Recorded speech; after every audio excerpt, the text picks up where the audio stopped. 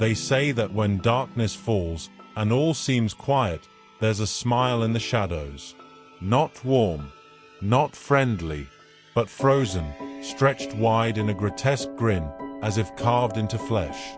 A smile that doesn't blink. A smile that never sleeps. This is the story of Jeff the Killer. It started in the kind of place where nothing ever happens. Hollow Creek was a quiet suburban town. Rows of identical houses. Lawns trimmed just right. But one summer evening, the Woods family moved into number 42, a two-story home with faded shutters and creaky floorboards.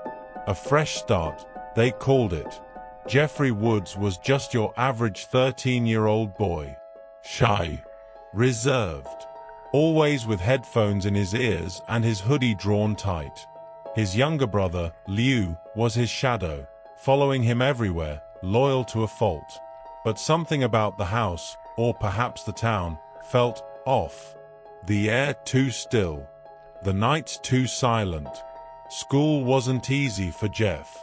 From the very first week, he drew the attention of Randy, Troy, and Keith. 3 older boys with bad intentions and short tempers. They teased. They pushed. But Jeff held his ground, until the day they went too far.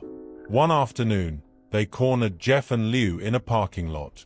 What began as mockery escalated into fists, then blades. Jeff snapped. In an explosion of rage, he fought back, brutally. 2 boys were hospitalized. 1 lost a tooth. But Jeff stood there smiling, his face splattered with blood, shaking with laughter that didn't sound quite human. The police arrived.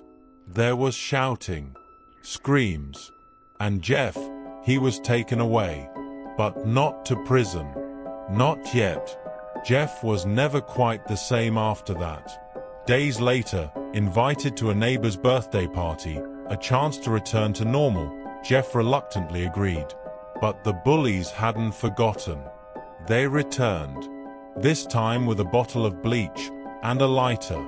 The ambush was fast, merciless. They drenched Jeff in bleach and tried to set him alight.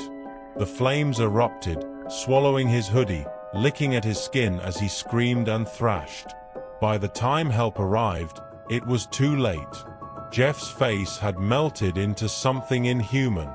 Smooth and pale like porcelain, his eyelids scorched away. His lips stretched unnaturally wide from burns. Or was it something he'd done himself? He was rushed to hospital. Jeff spent weeks in recovery, bandaged, silent. Doctors said the trauma had broken something inside him. But one night, under the glow of a flickering fluorescent bulb, Jeff crept from his bed and stood before the hospital mirror. What he saw wasn't fear. It was freedom. He took a scalpel from a tray.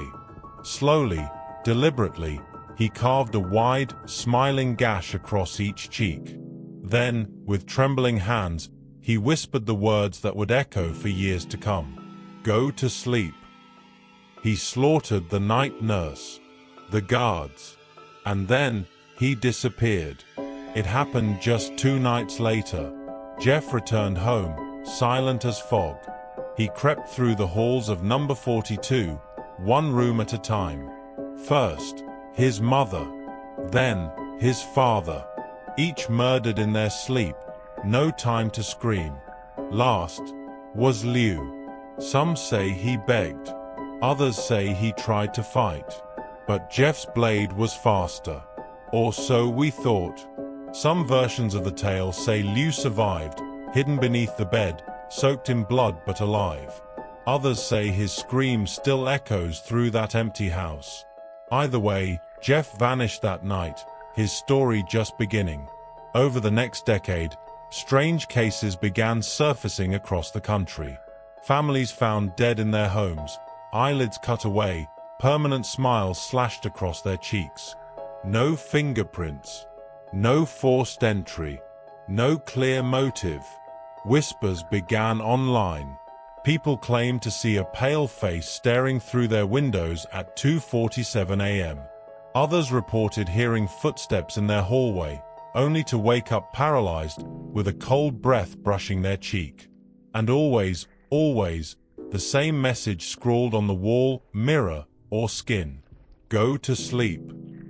Forums exploded with sightings. Photos emerged, blurry, dim, always just behind someone. But no one could prove anything. Authorities called it a hoax. But those who saw his face never slept the same again. And then came the image. A pale, androgynous figure. Dark, soulless eyes. That impossible grin. It first appeared on obscure forums, creepypasta, they called it. Many said it was photoshopped, a prank, an ARG. But the stories kept growing, each more disturbing than the last. Some said the original image was cursed, that anyone who saw it would dream of Jeff within 3 nights. Others claimed the photo was real, captured on a nanny cam moments before a child vanished. No proof, no body, just blood, and that smile. Today, Jeff the Killer is both an internet icon and a cautionary tale. He represents the thin line between victim and monster, between reality and madness. Some believe he never existed. Others say he walks among us still, faceless, sleepless, and waiting. So tonight, before you go to bed, lock your doors, close your curtains, and if you hear breathing behind you, don't turn around. Because if you see a pale face and hear a whisper say, "Go to sleep," it may already be too late.